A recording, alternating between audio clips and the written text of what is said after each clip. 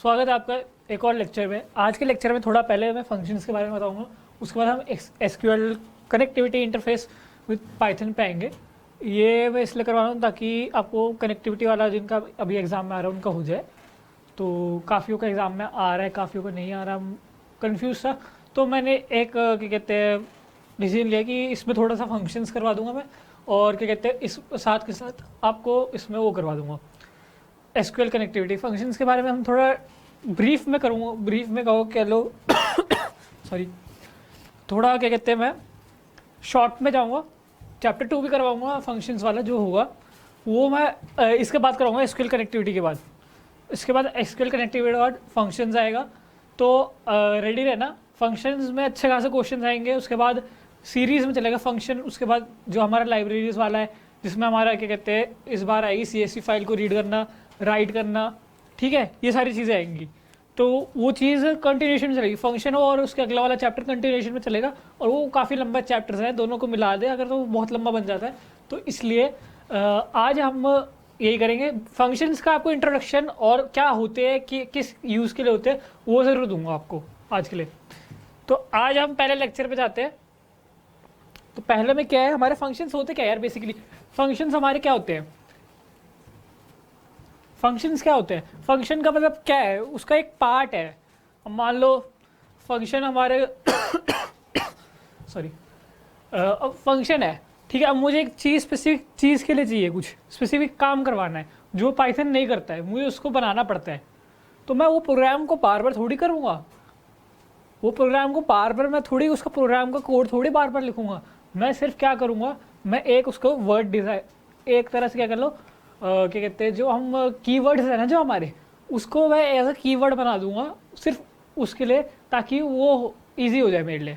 मैं उसको कॉल करूँ, कॉल मतलब वो वाला कॉल नहीं फ़ोन करके नहीं, उस कॉलिंग हमारी होती है जो फंक्शन का नाम होता है। कॉलिंग मैं बताता हूँ कैसे होती है। कॉलिंग जो होती है हमारी, मान लो हमारा फंक्शन है कुछ भी है, मैथ्स है मान लो, इसका हमने मैथ्स नाम दे रखा है फंक्शन का। ये कर दिया, ये इस फंक्शन की कॉलिंग होगी। जहाँ पे मैंने ये लिख दिया वहाँ पे ये कॉल हो जाएगा, और वहाँ पे फिर फंक्शन फिर जो मुझे जिस यूज़ के लिए मैंने इसके अंदर जो प्रोग्राम किया था वो यूज़ कर पाऊँगा मैं उसको आसानी से। मुझे वो लंबा चौड़ा कोड नहीं लिखना पड़ेगा, 6 से 8 लाइन का कोड मुझे लिखना नहीं पड़ेगा। हाँ ये अलग है, लिखना पड़ेगा एक, पर ये वन टाइम है, ये वन टाइम है। मुझे रिपीट नहीं करना पड़ेगा उसको, दोबारा लिखना नहीं पड़ेगा मेरे को, एक से ज़्यादा बार नहीं लिखना पड़ेगा मेरे को, ये चीज़ है उसमें। तो तो ये है। अब जो फंक्शन होता है वो होता कैसा है कि मैं बताता हूँ। फंक्शन में हमारा आता है जो होता है हमारा यूज़ होता है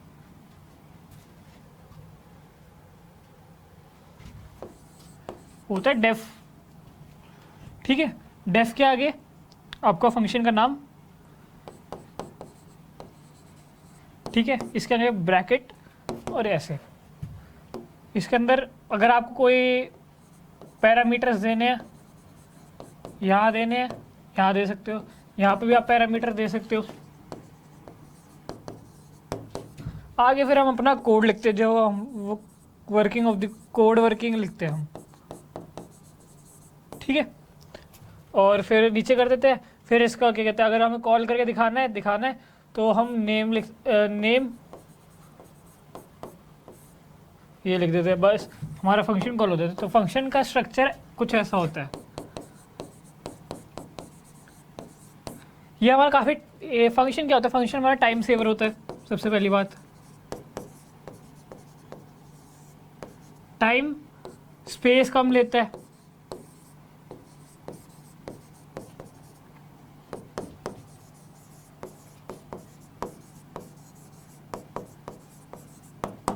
ठीक है। ये दोनों इसके मेन फीचर है जो हमें कोडिंग में काफ़ी काम आते हैं, जो हमारी कोडिंग होती है उसमें काफ़ी काम आते हैं ये।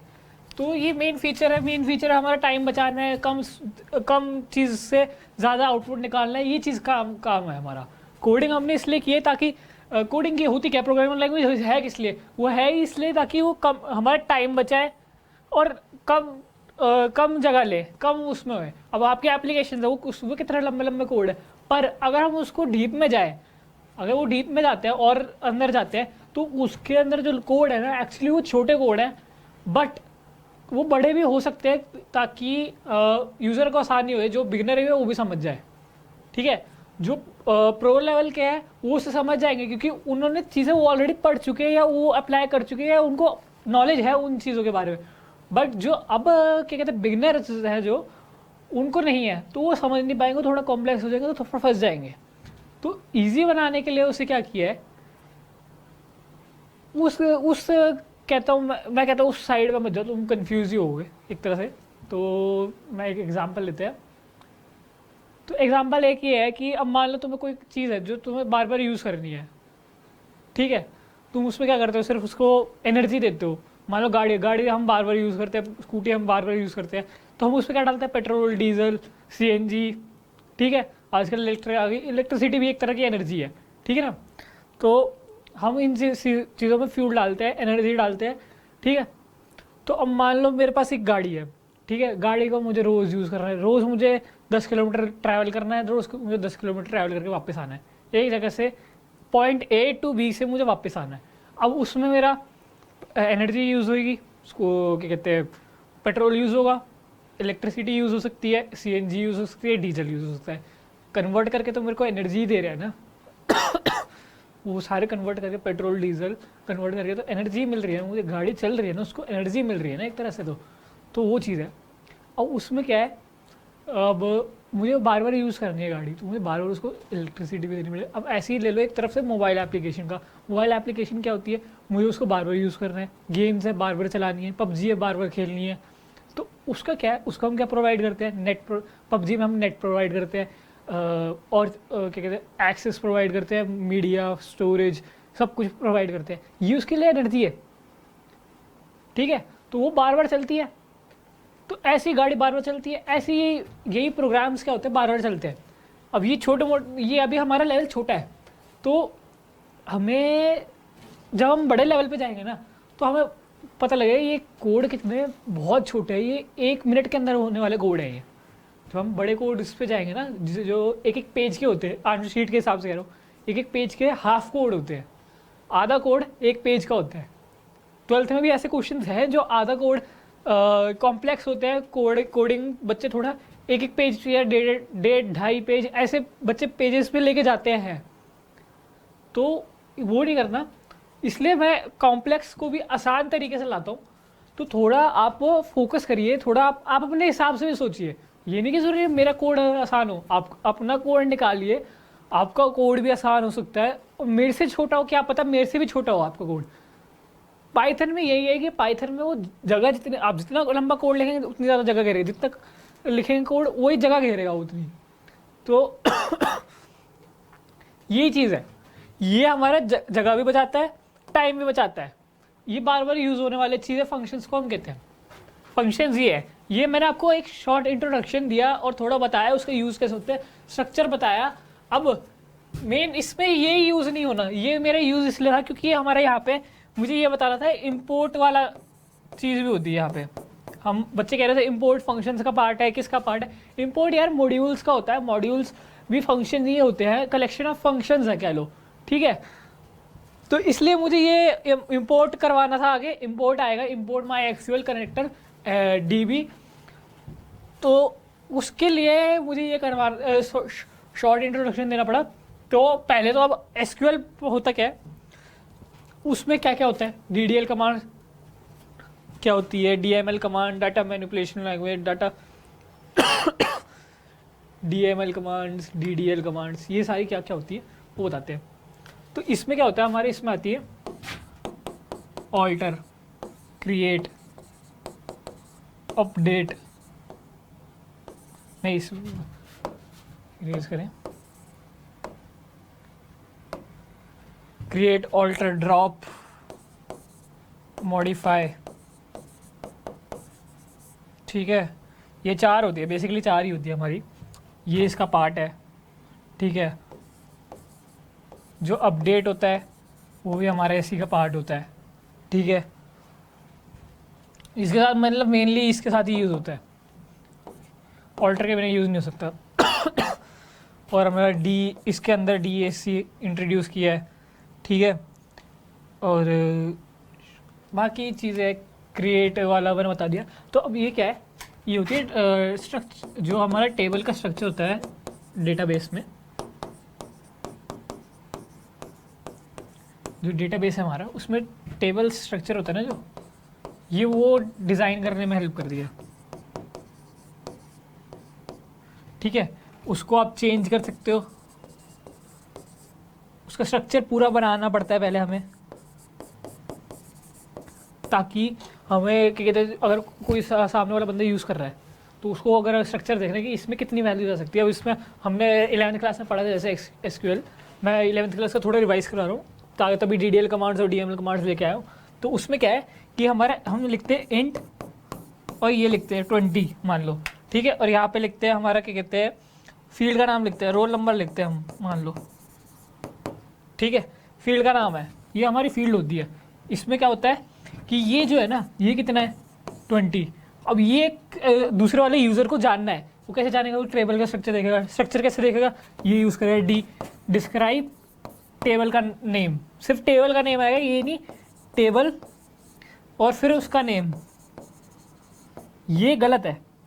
सिर्फ आपका आएगा DESC, वही शॉर्ट में, इसमें नहीं आएगा, ऐसा आएगा DESC और आपका क्या नेम,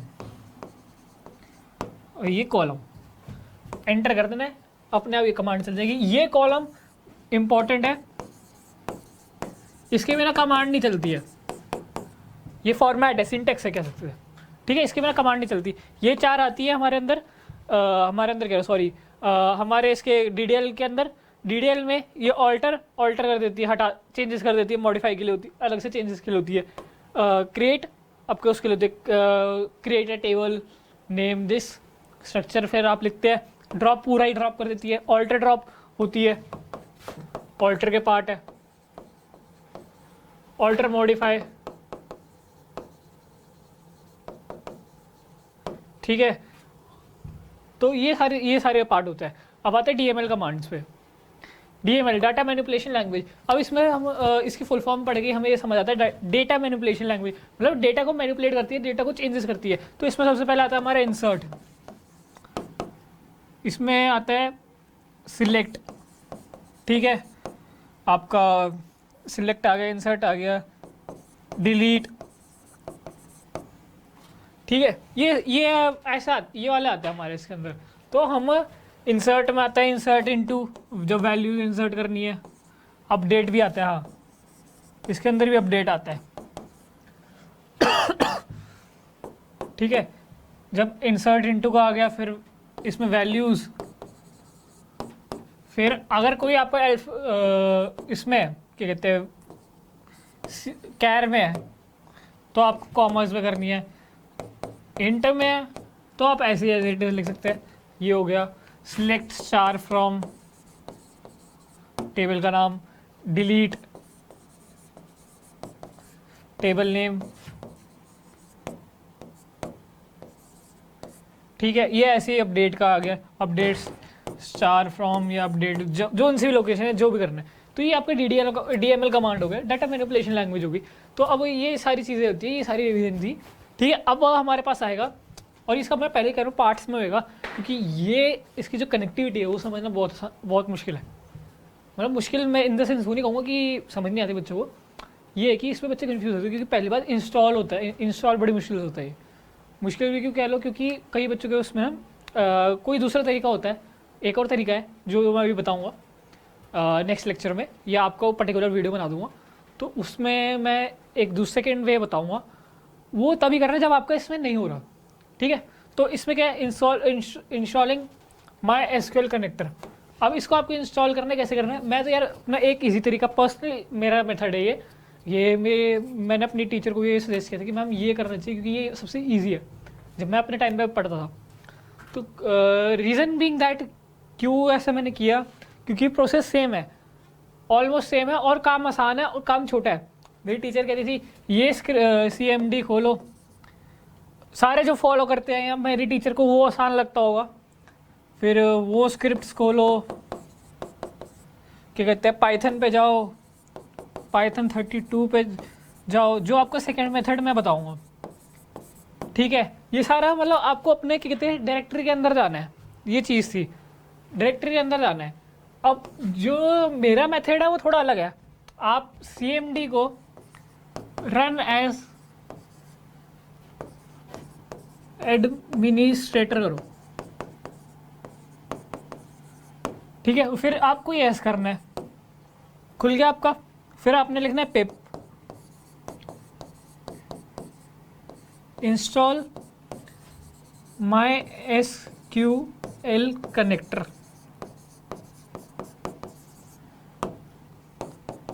एंटर दबा दो, आपके पास आ जाएगा, लोड हो जाएगा। अब ये आपके पास लोड हो जाएगा। ठीक है, नहीं होए मैं दूसरा तरीका बताऊंगा, तो उस पर करना, उससे करना, उससे डेफिनेटली हो जाएगा। कोई टेंशन लेने की बात नहीं कि सर हमारा हुआ नहीं, ये चीज़ मत करना। आराम से आप ये वाला मेथड यूज़ करना, या ये वाला जो आपके स्कूल्स में जो करवाया है वो वाला भी यूज़ कर सकते हो आप, कोई टेंशन की बात नहीं है। जो आपको ईजी लगे वो यूज़ करना, ठीक है। ये वाला मैं आपको पर्टिकुलर एक 2 वीडियो बना दूंगा कंपेयर वाली, तो उसमें शायद थोड़ा सारी रहेगी कि बच्चे को कौन सा मेथड करना है कौन सा नहीं, तो मैं दोनों के तरीके से करवा दूंगा। मेरे में ऑलरेडी इंस्टॉल होगा तो रिक्वायरमेंट ऑलरेडी सेटिस्फाइड ये लिखाएगा, तो बट आपके में नहीं होगा तो आपके में लिखाएगा सक्सेसफुली इंस्टॉल्ड, ठीक है। तो चलते हैं अब नेक्स्ट उस पर, अब नेक्स्ट पे चलते हैं। अब इसमें एस्टैब्लिशिंग कनेक्शन है। एस्टैब्लिशिंग कनेक्शन सबसे इंपॉर्टेंट पार्ट है, क्योंकि कनेक्शन में ऐसा बच्चे फंस जाते हैं। क्यों फंसते हैं? क्योंकि वो क्या कहते हैं पासवर्ड याद नहीं रखते, रूट याद नहीं रखते। तो आपका इसमें क्या होता है, आपका इसमें होता है इंपोर्ट MySQL कनेक्टर,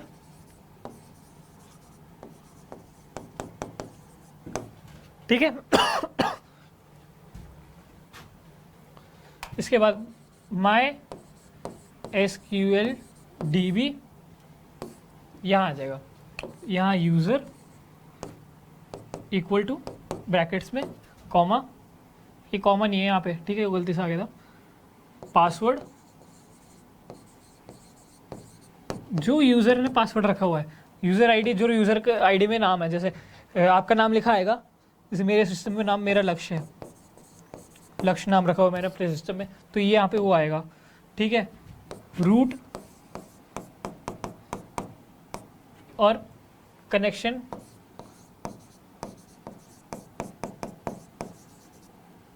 ये तो आपका आता नहीं, ये है। एक चीज़ और होती है, वो मैं अभी देख के बताता हूँ, तब तक आप ये करो। कुछ गलत लग रहा है यार, नहीं गलत है, गलत लग रहा है, ये मैंने कोई क्वेश्चन का ले लिया, रुको, मैंने कोई क्वेश्चन करवा लिया आपको गलती से।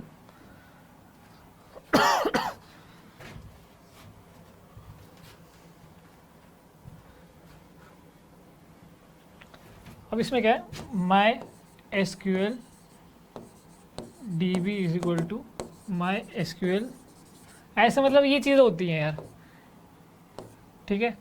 डॉट कनेक्ट आएगा, यहाँ मैं कह रहा था कनेक्ट आएगा, ठीक है। फिर होस्ट, लोकल होस्ट, ये हमेशा लोकल होस्ट लिखना है आपने, यूज़र, पासवर्ड,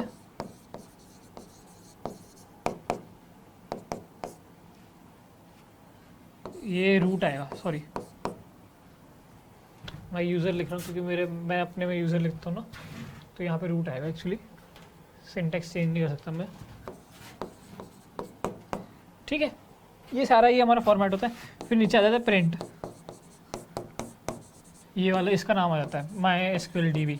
तो ये आपका कनेक्शन सिर्फ एक लाइन लिखी आएगी, कनेक्शन एस्टैब्लिश्ड, बस ख़त्म, खल्लास, ये हो जाएगा, आपका ख़त्म हो जाएगा, और कुछ नहीं,